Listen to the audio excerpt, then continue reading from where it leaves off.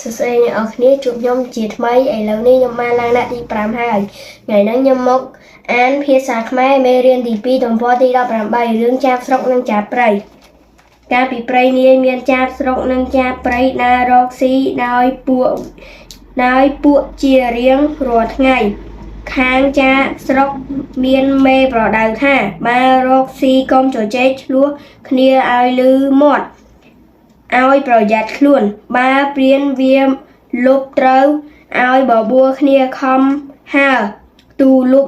ឲ្យបរបើក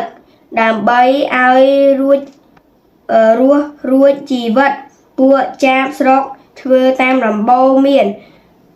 បានរួចជីវិតតែរៀងខ្លួនរៀងមកមានកាលថ្ងៃមួយចាបព្រៃនិងចាបស្រុក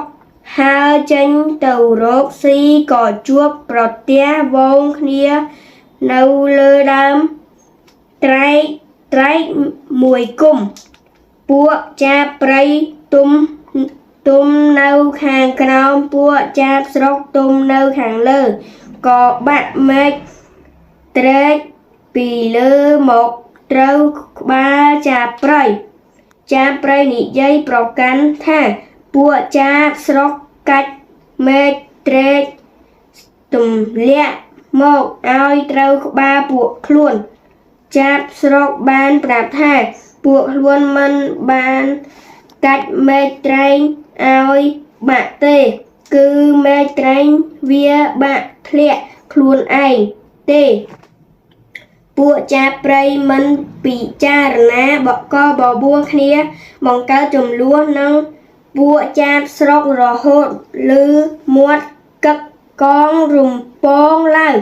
ព្រានលឺមាត់ចាបក៏យកលូប